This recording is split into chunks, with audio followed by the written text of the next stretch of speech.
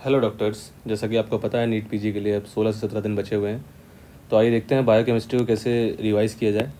ठीक, मैं वो उतने क्वेश्चंस बताऊंगा जो जिनके आने की प्रोबेबिलिटी बहुत ज़्यादा है, और साथ ही साथ 2023 में, 2022 में और 2021 में जो जो क्वेश्चंस आए हैं और क्या आ सकते हैं मैं भी बताता हूँ। ठीक है, तो सबसे पहले तो आपको एमिनो एसिड्स पढ़ना है। कौन से एमिनो एसिड्स पढ़ना है जिसमें क्या क्वेश्चन बन सकते हैं। ब्रांच चेन कौन कौन सी होती है, ल्यूसीन, ल्यूसीन, आइसोल्यूसिन और वेलिन। ठीक है, ऐसे याद कर ले। फिर एसेंशियल भी पूछ सकते हैं। तो एसेंशियल का निमोनिक था MTV पिलहेड, सबको मालूम है। ठीक, जिसमें कि HA जो होता है वो सेमी एसेंशियल होता है। फिर एसिडिक पूछ सकते हैं, जैसे कि जिसमें जिनके नाम में एसिड आता है, स्पार्टिक एसिड और ग्लूटामिक एसिड। फिर बेसिक पूछ सकते हैं, हिस्टिडीन और ये वाले। ठीक है, HAL से याद कर लेना उसको। फिर ये पूछ सकते हैं कि डेफिशिएंट होता है, जैसे बहुत बार मिथ्योनिन पे आ चुका है कि पल्सेस में मिथ्योनिन नहीं होता है और सीरियल्स में एलेनिन और ये नहीं होता है। ठीक है, उसके बाद सबसे मोस्ट इंपॉर्टेंट क्या चीज़ है, डिसऑर्डर्स आपको पढ़ के जाने ही जाने हैं। ठीक है, जैसे कि अभी मैंने इसमें तीनों ईयर्स के मैंने देखा तो सबसे ज़्यादा किस पे आ रखा है, एल्केप्टोनुरिया पे आ रखा है, और इनमें से हर्लर हंटन्स आता है। ठीक है, इसमें कौन से एंजाइम डेफिशिएंट है और क्लिनिकल फीचर के साथ अगर तुम्हें याद है तो हो जाएगा। ठीक है, ऐसे फिनाइलकीटोन्यूरिया पढ़ लेना। ठीक है, PAH इसमें डेफिशिएंट होता है। ठीक है, एल्बिनिज्म में क्या होता है, टायरोसिनेज डेफिशिएंट होता है। फिर मेपल सिरप यूरिन डिजीज़ में क्या होता है, ब्रांच चेन कीटोअमीनो एसिड वाला होता है। ठीक है, बी ऐसे याद कर लेना। फिर लाइजोसोमल स्टोरेज डिसऑर्डर बहुत इंपॉर्टेंट है, प्रीवियस वीडियो में मैंने इसका निमोनिक भी बता रखा है। फिर उसमें सबसे ज़्यादा जो तीनों 23, 22 और 21 में जो क्वेश्चन आए हैं देख सकते हो तुम। गाउचर डिजीज़ आ रखा है, यहाँ पे इमेज दे दी थी क्रम्पल टिश्यू करके, लाइट माइक्रोस्कोप पे क्या दिख रहा है, और एक में इमेज दे दी थी और इसमें पूछ दिया था कि क्रम्पल टिश्यू दिख रहा है। तो गाउचर तो भूल के जाना ही नहीं है, हमेशा पढ़ के जाना है इसको। ठीक है, इसको मत छोड़ना टॉपिक। दूसरा टेसिक। ठीक है, टेसिक डिजीज़ पे भी क्वेश्चन आ चुका है। एक्सो एमिनिडेज जो A होता है वो डेफिशिएंट होता है। फेब्री पूछ लेना। ठीक, फेब्री देख लेना एक बार। फिर क्रेब्स, फिर नेमिन पेक और पोम्पे। ठीक है, इनके वीडियोस मैंने बना रखे हैं, मगर ये चीज़ तो आपको देख के जानी है। मैं ओवरव्यू दे रहा हूँ बस आपको। ठीक है, फिर क्वेश्चन देखें 2023 का जो पिछले साल जो हुआ था, तो वाइटामिन तो आपको सारे पढ़ने हैं। ठीक है, क्योंकि 3-4 क्वेश्चन बताओ, देखो एक ही ईयर में 3 वाइटामिन पे क्वेश्चन आ चुके हैं। ठीक, तो विटामिन B12 पे आया था, इस तरह से आया था कि अपर मोटर न्यूरॉन हो रखा है उसको पैल्सी, या फिर न्यूरोलॉजिकल मैनिफेस्टेशन हो रहा था, विटामिन B12 होगा। ठीक है, B3 में कैसे क्वेश्चन पूछा था कि B3 पे भी क्वेश्चन आया था, और B1 पे कैसे आया था कि एक फैमिली है जो कि ओनली पॉलिश राइस खा रही है, तो उसको कौन सी डेफिशिएंसी होगी, ये हो गया। ठीक है, और यहाँ मैंने बताया आपको ना टेसिक डिजीज़, देखो इसमें आया था चेरी रेड स्पॉट किस में मिलता है।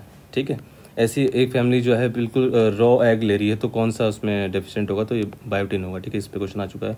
गाउचर डिजीज़ मैंने बताई दी आपको। ठीक, गाउचर डिजीज़ पे हमेशा पूछा जाता है, एंजाइम याद कर लेना, ग्लूकोसेरिबोसाइडेज है। ठीक है, फिर एक क्वेश्चन आया था कि कोलेजन सिंथेसिस पे 2 क्वेश्चन बना रखे थे विटामिन C पे। ठीक है, एक तो कोलेजन सिंथेसिस से डायरेक्ट पूछा गया था, तीसरा पूछा था कि ऑस्टियोलेथरिज्म हो रहा है। ठीक है, कौन सी क्या डेफिशिएंट होगा उसमें।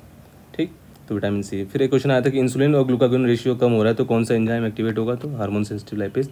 इस पर नेक्स्ट क्वेश्चन ये बन सकता है कि अगर रेशियो इंक्रीज़ हो रहा है तो कौन सा एंजाइम होगा। ठीक है, फिर वुंड हीलिंग में जो चाहिए होता है वो कॉपर चाहिए होता है, सबको पता है विटामिन C तो होता ही होता है, और कॉपर भी चाहिए होता है। ठीक है, तो उस पर क्वेश्चन आया था।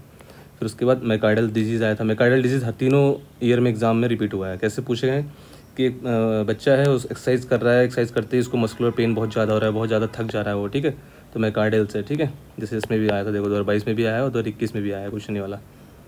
ठीक, फिर ग्लाइकोजन स्टोरेज डिजीज़ आपको रट के जाना ही जाना है, 5-6 होती हैं, याद कर लो उसको। और क्या था, एक क्वेश्चन आया था कि एक्रोडर्मेटाइटिस के फीचर आए थे इंटरोपैथी का वाले, तो उसमें क्या डेफिशिएंट हो जाता है, जिंक डेफिशिएंट होता है। ठीक है, एक और रेशियो पे सवाल आया था कि NADH और NADA का रेशियो बढ़ रहा है। ठीक है, और क्रोनिक एल्कोहलिज्म वाला है तो यूरेट उसमें पाया जाएगा। ठीक है, यूरेट जो है ज़्यादा मिलेगा। फिर ये क्वेश्चन पेट क्वेश्चन इनका। ठीक है, यूरिन जो है on standing converted into the black, तो एल्केप्टोन बन जाता है ना, एल्केप्टोनुरिया में होता है। ठीक, फिर 2022 के क्वेश्चन देखेंगे तो लाइट माइक्रोस्कोपी की एक इमेज दी थी क्रम्पल टिश्यू की, तो वही मैंने बताया आपको गाउचर डिजीज़ है।